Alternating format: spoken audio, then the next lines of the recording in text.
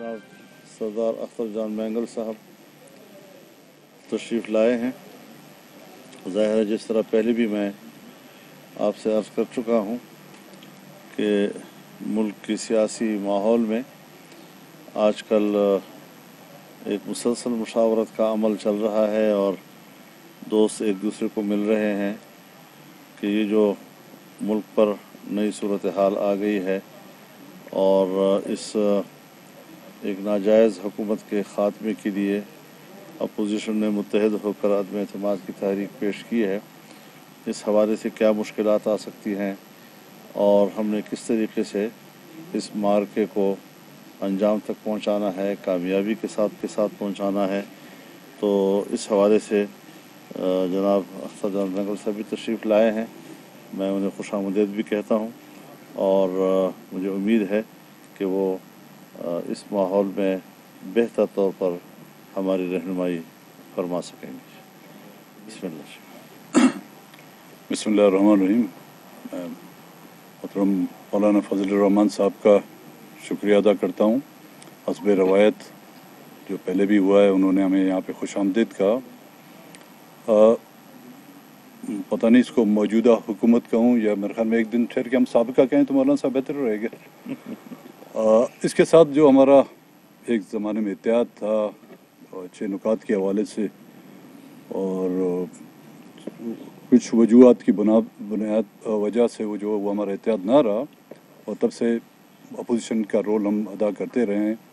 PDM का ज़ाहिर हिस्सा बने और पीडीएम के तमाम फैसले जो होते रहे हैं उसमें बाहमी इत्तेफाक राय से वो हुए और जो अदम एतमाद की तहरीक जो पेश की गई वो भी तमाम पीडीएम की पॉलिटिकल पार्टियों के जो है बाहमी इत्तेफाक राय से और अपोजिशन में जो दूसरी जमातें हैं उनकी बाहमी इत्तेफाक से जो है इस तहरीक को पेश किया गया है।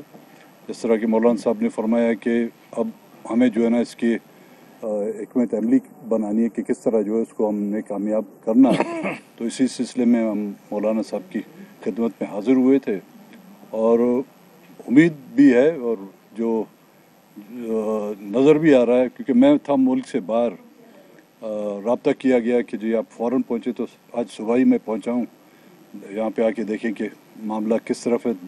जो तवक्कुआत थे उससे ज़्यादा ही जो है यहाँ पे मामला गर्म दिख रहा है। बड़ी मेहरबानी आपकी। अच्छा मौलाना साहब, अंसारुल इस्लाम जो लाजिम में आई है तो पुलिस वहाँ पर पहुँची है, महाज़ारे का एक माहौल है, उनको बाहर निकालने, गिरफ्तार करने के लिए जो झड़पें शड़पें भी ये सिलसिले चल रहे हैं, इस पर क्या? कोई झड़प नहीं हुई, न कोई हम मुसल्लह लोग हैं, न हम कोई पुलिस से टकराव करने वाले लोग हैं।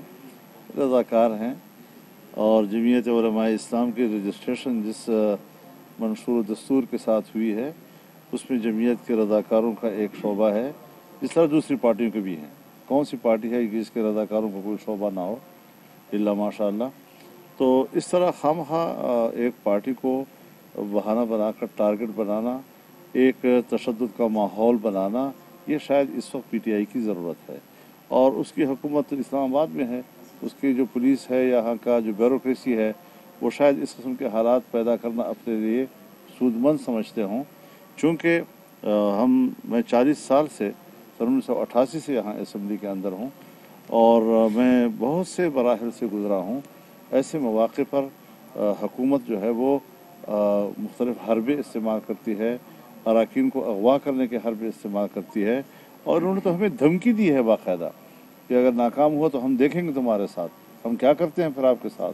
तो ऐसे माहौल में ज़ाहिर है कि हमारे कारकुन हैं, रज़ाकार हैं, वो अगर आए हैं तो हर मेंबर के साथ वो अपने उसके लॉजेस में रह रहे हैं। कोई ऐसा नहीं है खुदा न ख्वास्ता कि हमने कोई पुलिस की ज़िम्मेदारी संभाल ली है या पुलिस का जो फ़र्क था वो हमने कंट्रोल कर लिया है। क़तन ऐसी कोई सूरत हाल नहीं है और मैं अब उनको ये कहना चाहता हूँ कि आपने घबराना नहीं है। मौलाना साहब ये बताइएगा कि अगर कोई ऐसा हो सकता है कि आप तसादुम का जैसे सूरत हाल बनी हुई है उसको अवॉइड करने के लिए आप रज़ाकारों को कुछ देर के लिए या कुछ वक्त के लिए बाहर बुला लें कि आप लाजिम से मेरे नोटिस में पीटीआई की कामयाबी ना हो सके इस मंसूबे में?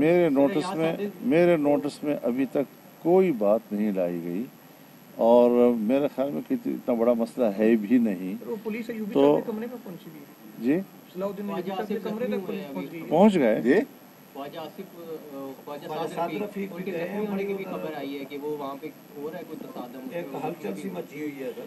तो अगर मेरे मेंबरान तक पुलिस क्यों पहुंचती है? क्या हक हासिल है कि वो मेरे MLA के लॉज तक पहुंचती है? तो पहले पुलिस वहां से निकले।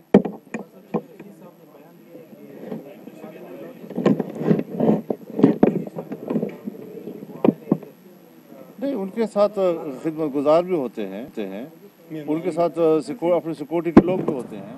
दूसरी जानिब